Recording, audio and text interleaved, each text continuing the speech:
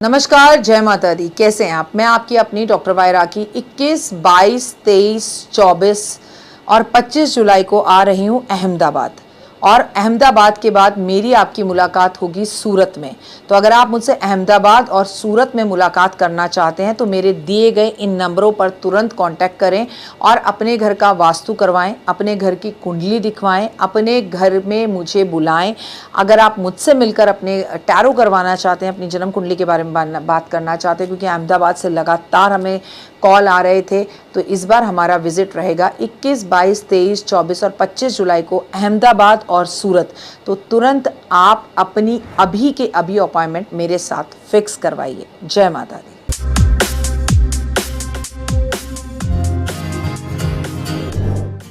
जब सोच में मोच आती है तो हर रिश्ते में खरोच आती है। नमस्कार, सुस्वागतम, वेलकम, अभिनंदन। मैं हूं आपके साथ आपकी अपनी होस्ट एंड दोस्त डॉक्टर वाई राखी। आपका स्वागत अभिनंदन करती हूं आपके, मेरे और माता रानी के इस खूबसूरत से यूट्यूब चैनल पर। कैसा है मेरा ये संसार? आप दिन दुगनी रात चौगनी तरक्की करें। माता रानी की असीम कृपा आपके ऊपर, आपके संसार पर बनी रहे। ओए होए सुबह की राम राम, जो चाहे वो पाएं, हर चीज़ आपको प्राप्त हो। कार्यक्रम की शुरुआत हमेशा की तरह बिलीव इन कर्मा। मुझे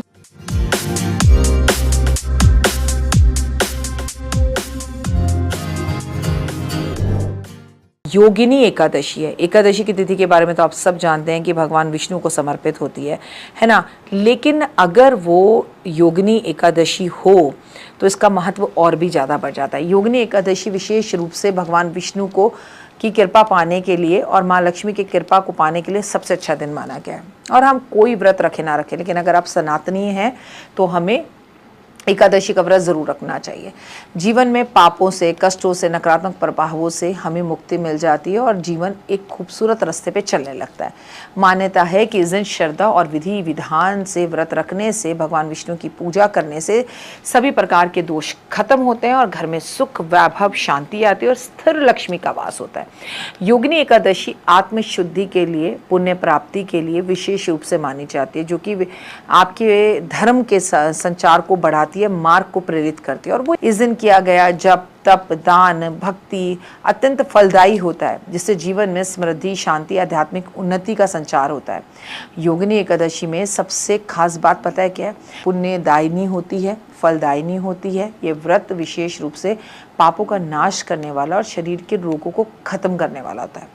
धार्मिक मान्यताओं के अनुसार 88,000 ब्राह्मणों को भोजन कराने के बराबर फल प्राप्त होता है। पुराने पापों का नाश होता है, त्वचा रोग खत्म होते हैं, अन्य बीमारियों से मुक्ति मिलती है, जीवन में सुख समृद्धि आती है। भगवान विष्णु की पूजा अगर इस दिन की जाए तो कैंसर जैसे रोगों से छुटकारा मिल सकता है। योगिनी एकादशी के उपाय हैं। अगर आपके करियर में कुछ समस्याएं चल रही हैं तो योगिनी एकादशी वाले दिन पूरे दिन आप भाव के साथ माता लक्ष्मी और श्री नारायण की पूजा करें। इसके अलावा नारायण कवच का पाठ करें, साथ साथ ध्यान करें, पीले वस्त्र धारण करें और भगवान विष्णु को प्रसन्न करने के लिए, धन धान्य को प्राप्त करने के लिए विष्णु मंदिर जाकर मंदिर को दीपक से प्रज्वलित करें, दीप जरूर जलाएं। इसके अलावा योगिनी एकादशी के दिन माँ तुलसी की पूजा जरूर करनी चाहिए, उन्हें श्रृंगार समान तुलसी अर्पित करनी चाहिए।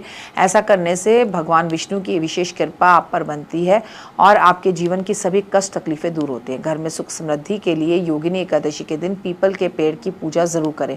पीपल के पेड़ में भगवान विष्णु और माता पार्वती का वास होता है, इसलिए योगिनी एकादशी के दिन पीपल के पेड़ के नीचे घी का दीपक जरूर जलाना चाहिए।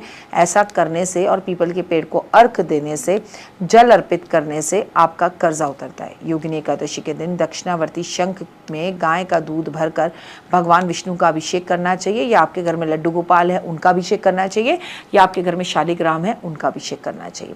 योगिनी एकादशी वाले दिन गेहूं, चावल, दाल या उससे पका हुआ भोजन जैसे खिचड़ी, पूरी, सब्जी, दान बहुत शुभ माना गया है। आप भूखे रहिए लेकिन ज़रूरतमंद लोगों को भोजन जरूर कराएं। हो सके तो इस दिन भंडारा करें, इससे माँ अन्नपूर्णा बेहद प्रसन्न होती है। इस दिन ज़रूरतमंद लोगों को साफ़ सुथरे और नए कपड़े ज़रूर देने चाहिए। खासकर पीले रंग के कपड़े अगर आप दें, किसी ब्राह्मण को धोती दें तो आपका मान सम्मान प्रतिष्ठा समाज में बढ़ती है। गर्मी का मौसम हो, जैसे जैसे प्यास लोगों को लग रही है, लोगों को पानी पिलाएं। जहाँ ज़रूरत हो वहाँ पानी का भंडारा ज़रूर करें, इससे जीवन खूबसूरत होता है और मानसिक परेशानियाँ, बेचैनी दूर होती है। इस दिन मंदिर में पीपल के पेड़ या तुलसी के पास घी का दीपक ज़रूर जलाना चाहिए, जिससे आपके जीवन में रोशनी आती है और नकारात्मकता दूर होती है।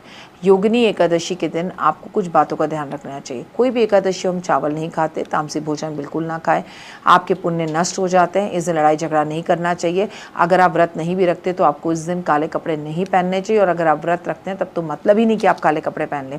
तुलसी के पत्ते नहीं तोड़ने चाहिए, तुलसी पर जल नहीं देना चाहिए। एकादशी के दिन किसी भी तरह की गलत आदतों और कर्मों से दूर रहना चाहिए, किसी की निंदा और बुराई से दूर रहना चाहिए, किसी को नुकसान पहुंचाने से दूर रहना चाहिए। अब 11 जुलाई 2026 को ऐसी ऐसी मनोकामनाओं को पूर्ण करती है, तो आपको क्या करना है भैया? सीधी सी बात है, सीधी बात, नो बकवास, कि इस दिन आपको गौशाला जाना है, गायों की सेवा करनी है, गायों की परिक्रमा करनी है, और जितना हो सके गौशाला में दान धर्म जरूर करना है। यथाशक्ति पूरे परिवार और घर की नज़र उतारें, और अपने घर में अपने भगवान की भी नज़र इस दिन ज़रूर उतारें। चैनल को लाइक सब्सक्राइब और शेयर करें। फिलहाल मुझे दीजिए इजाज़त। कमेंट्स में सिर्फ और सिर्फ जय माता। तो देख ली वीडियो, कैसी लगी, पसंद आई? चलिए, हो सकता है किसी को पसंद ना भी आई हो, लेकिन अगर हृदय से आप इन उपायों को करेंगे तो आपका फायदा जरूर होगा।